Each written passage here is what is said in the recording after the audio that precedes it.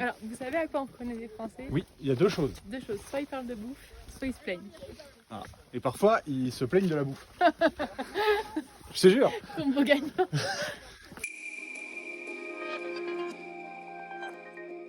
Salut, nous c'est Chloé et Jérôme, et je te présente Appa.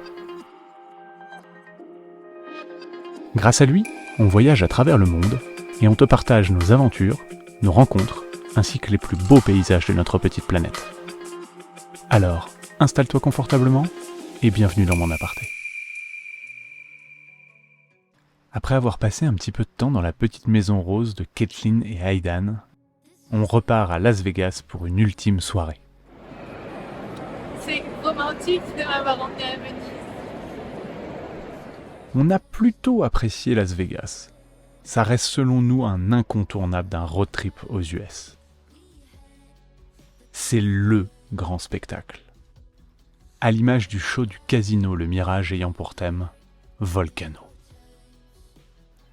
Bon, ceci étant, on a très vite envie de retrouver les grandes étendues naturelles. Alors direction Zion. Hello les amis, moi aussi je vais faire comme Chloé, hein, je vais vous faire une petite story face cam.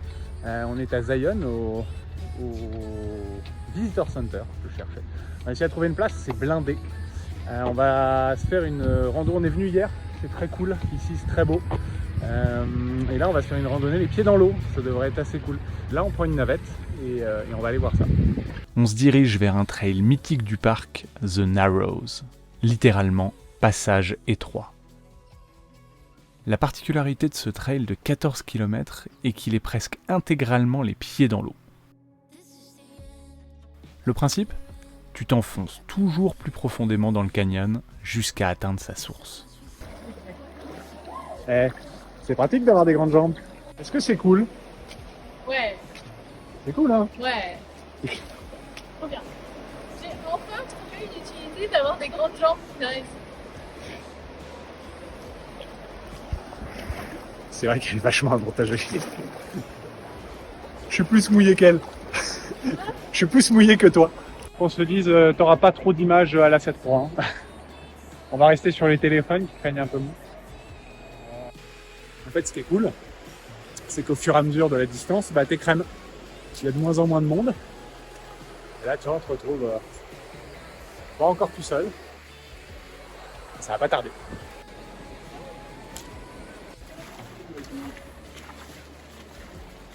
On a rencontré la faune locale ? Et si ça va être C'est marrant, la queue, ça ressemble pas du tout à ça.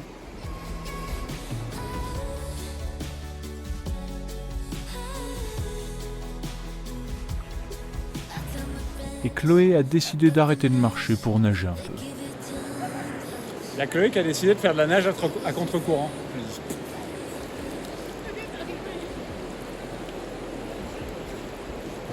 Va-t-elle y arriver? Rien n'est moins sûr.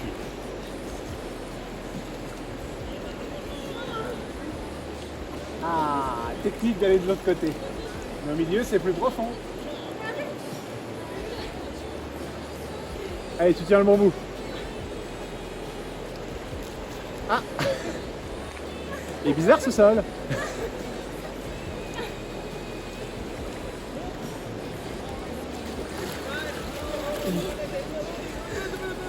Pamela Anderson de la rivière.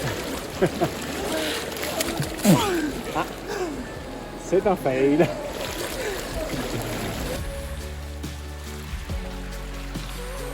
Vraiment marrant.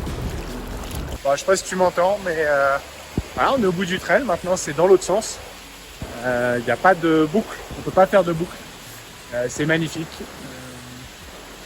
Fais-le en été, par contre, parce que l'eau est là, elle est bonne, mais passer 3 heures dans l'eau à l'ombre, je sais pas combien il fait en haut du canyon, mais je pense qu'il doit faire 35-36 degrés à peu près. Et c'est pas du luxe quoi, parce qu'on n'a pas trop chaud quoi, franchement. Le retour se fera finalement plus en nageant qu'en marchant. On vient de se prendre un petit bain.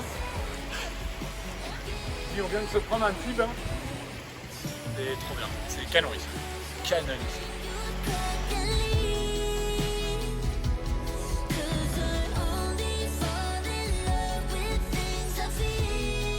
Bon alors du coup, J'ai faim. on a faim. On a faim, on a un peu froid. Un peu froid, alors c'est ce que je disais à Chloé, à faire quand il fait vraiment très bon. Parce que bah, t'es mouillé, l'eau est pas très chaude, donc si ça va. Mais on va faire vraiment quand il fait chaud. Prendre à manger. Ouais. Et non mais par contre c'est cool. Hein. Ouais, Je sais pas ce que t'en penses, mais ouais, c'était trop sympa. Ouais. c'est assez inédit. Hein, Tu comme- passes par contre 80% de ton temps dans la flotte. Non c'est calme. Mais même là regarde, roche rouge.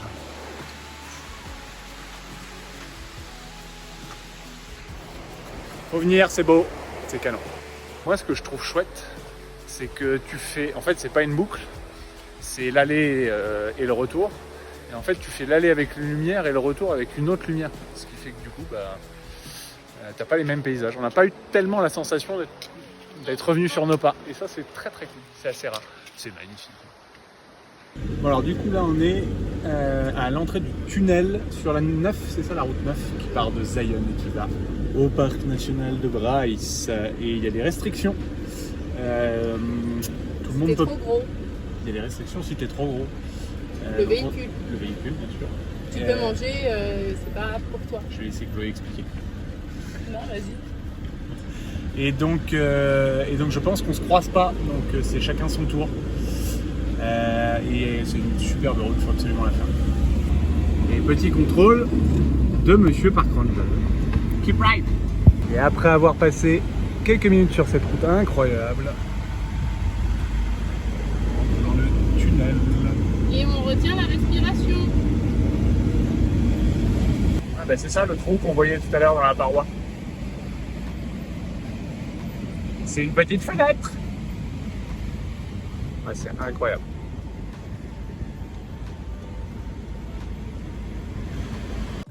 Après cet ultime point de vue sur le canyon du Pine Creek, on reprend la route pour en rejoindre un autre, Bryce Canyon.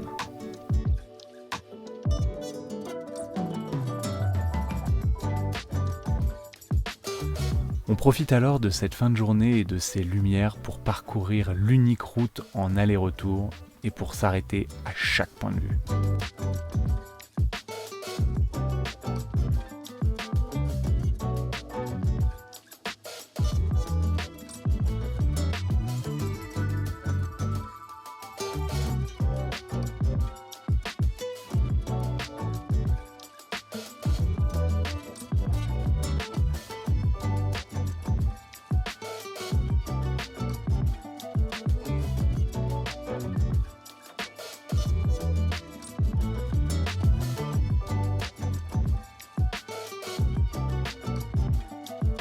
La nuit tombe très très vite sur ces incroyables paysages et demain, on doit se lever tôt. C'est pas mal. C'est pas mal. Oui. Pas mal. Oui. Pas mal. Pas mal. Pas mal. C'est pas mal. C'est pas mal. Pas mal. Pas mal. Pas mal. C'est pas mal. Alors il est 6h moins 5. On va repasser l'entrée de Bryce Canyon pour aller voir le lever de soleil. Et on a entendu ce matin des animaux un peu bizarres. On s'est dit qu'est-ce que c'est? Qu'est-ce que c'est que ces animaux? Et en fait il y a un semi-marathon.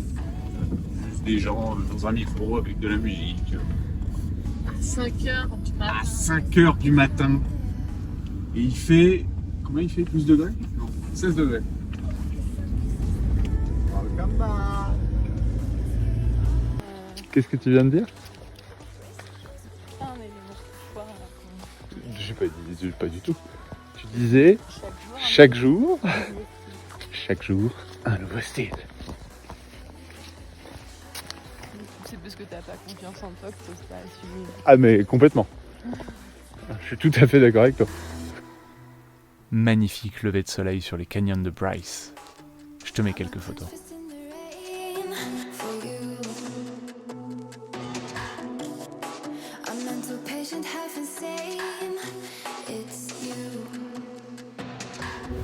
Le guide est prêt. Le guide est prêt? Le guide est prêt. Est-ce qu'il a changé ses chaussures? Pourquoi? Il a changé ses chaussures le guide. Il a mis des chaussures plus adaptées. Donc il y avait des Français. Alors, vous savez à quoi on reconnaît les Français? Oui, il y a deux choses. Deux choses. Soit ils parlent de bouffe, soit ils se plaignent. Et parfois, ils se plaignent de la bouffe. Je te jure. Combo gagnant. Bon, on est pareil. Ah bah certainement, mais on se rend pas compte. Mais... Si, on s'en rend compte. Bah, moi, je m'en rends pas compte. Je reste avec mes illusions. Ah ouais, non. Le bon français. Après un bon petit-déj, on attaque le Navarro Loop Trail. Encore une belle balade en perspective qui nous amène dans les entrailles du canyon. La luminosité diminue peu à peu et l'air devient de plus en plus frais. De quoi? Ça passe pas. Ah! Ah, ouais. Ah, ça passe pas. Bah écoute, on fait demi-tour. Oula! Ah ouais, comme ça. Soukate!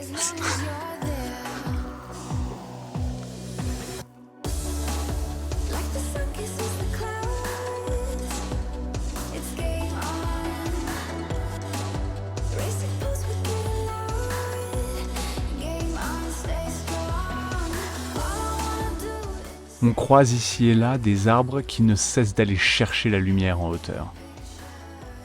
Incroyable ces arbres.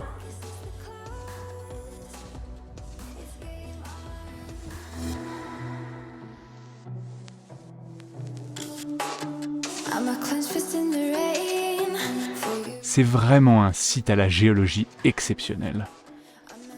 Les différences de densité qui composent les sols fait qu'au fur et à mesure du temps et de l'érosion, apparaissent ces sortes de cheminées qu'on appelle des hoodoos. Je crois que... Non, je peux arriver à le...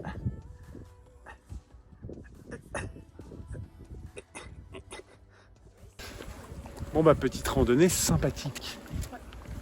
À faire le matin, comme tu disais. Ouais, faut commencer vers 8h, 8h30 parce que là il est 10h30 et il y a plein de monde. En fait le bon plan c'est ce que tu as prévu, c'est-à-dire Ouais. lever de soleil, tranquille, petit déj. Ouais. Quand t'as un van ou un truc, ou pas d'ailleurs. Et après la balade qui dure 2h30 sans forcer. Quand même, on est... Bah nous on a mis une demi-heure mais c'est... Oui. Tu vois, je m'adapte forcément. C'est pas vrai, j'en ai chié. Chier les ronds de chapeau. Chier des ronds de chapeau et... Oui, t'as pris accès? Et bah c'est le sud ici. On est dans le sud de l'État. Le sud de l'État de l'Utah. Non, on est au nord de l'état de l'Utah. Au nord On est de au nord de... qu'il faut parler comme je dis. Ah, vas-y, je te laisse pas. Bon, on prend le temps après cette superbe petite rando dans Bryce Canyon. On va rester là quelques jours et il faut absolument qu'on récupère du solaire. Donc on a récupéré à Las Vegas un panneau solaire Blue Yeti, super discount d'ailleurs, c'est cool.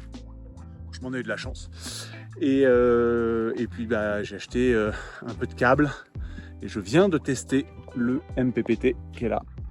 Et je suis assez content parce que j'avais peur que les panneaux solaires soient pas suffisants en voltage pour déclencher la charge. Et ils le sont, donc ça c'est cool. Donc je vais te montrer tout ça. Du coup, première étape.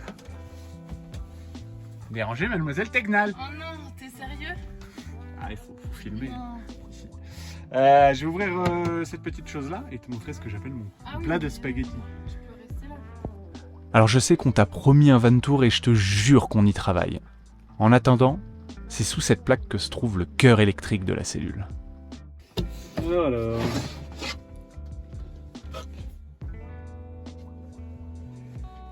Voilà le bordel. Donc, on a un MPPT qui reçoit les panneaux qui sont sur le toit, mais donc qui sert à rien pour l'instant. Et donc on va créer un deuxième réseau en parallèle, indépendant, avec un deuxième MPPT plus petit qui va venir se brancher sur ça, puisque tu as l'alimentation générale qui est là. Bon, du coup j'ai fait un peu de place. Je pense que lui il ira très bien là.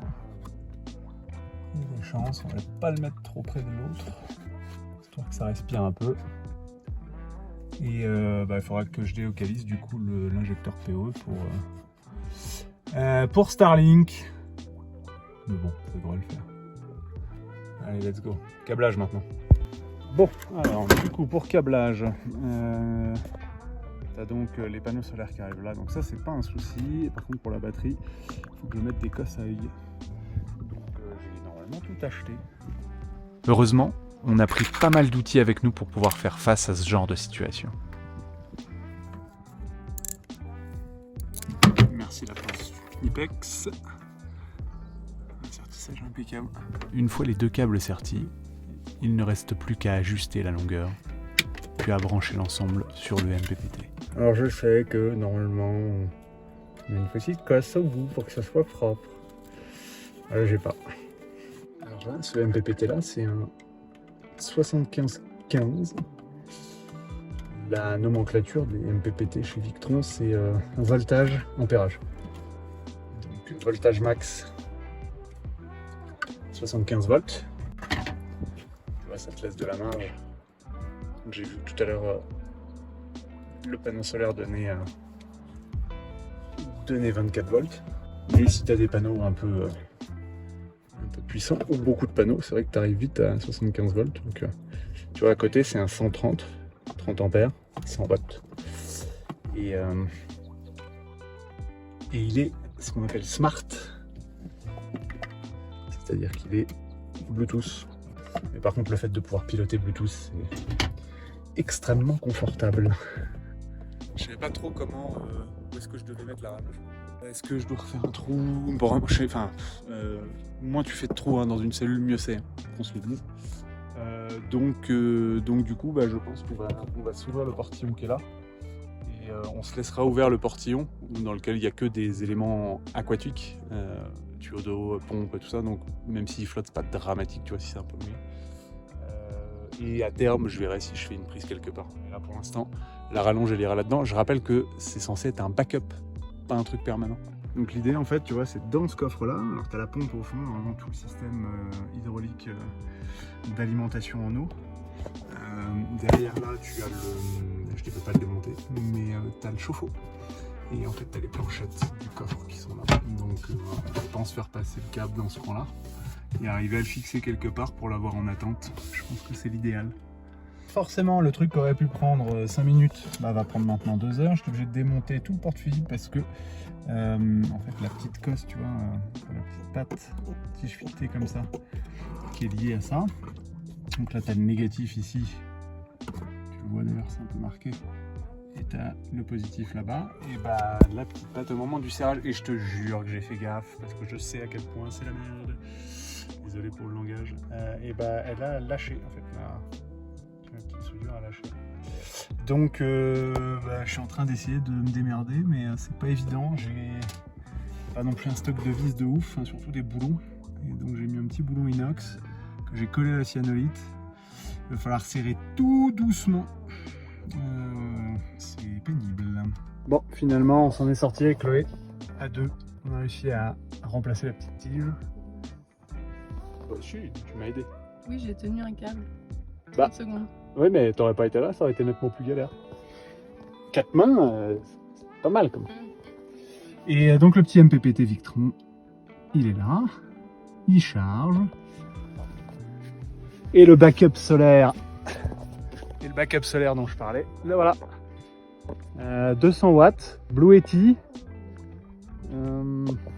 Pour l'instant, ça rend 160. On est pas mal exposé. Alors le gros avantage c'est que ça se déplace, tu vois. Et on a 10 mètres de câble à peu près. Donc on peut se balader.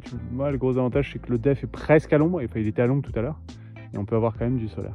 Donc, c'était le but. Donc on va tourner avec ça le temps qu'on reçoive nos panneaux de SAV. Et qu'on puisse du coup accumuler 640 watts d'énergie solaire quand on mettra les deux, même si je te cache pas que si les panneaux solaires sur le toit fonctionnent très bien, ce qui était le cas avant, on n'a pas tellement besoin de ça. C'est vraiment un backup. Et suite à l'intervention d'hier, nous n'avons plus de lumière dans la cellule. Voilà, sympa. Le fusible des lumières, c'est celui-là. Et j'ai pas de jus. Donc ça a dû bouger au démontage. Donc redémontage. Le problème a heureusement vite été solutionné et on profite de ce lieu pour se faire un petit barbecue. C'est la fin de cet épisode. On te donne rendez-vous la semaine prochaine avec la dernière ligne droite de notre aventure aux États-Unis et un petit peu d'entretien d'appât. Comme d'habitude, nos réseaux sociaux sur Instagram notamment. Abonne-toi à la chaîne et n'hésite pas à poser tes questions en commentaire. Très belle semaine.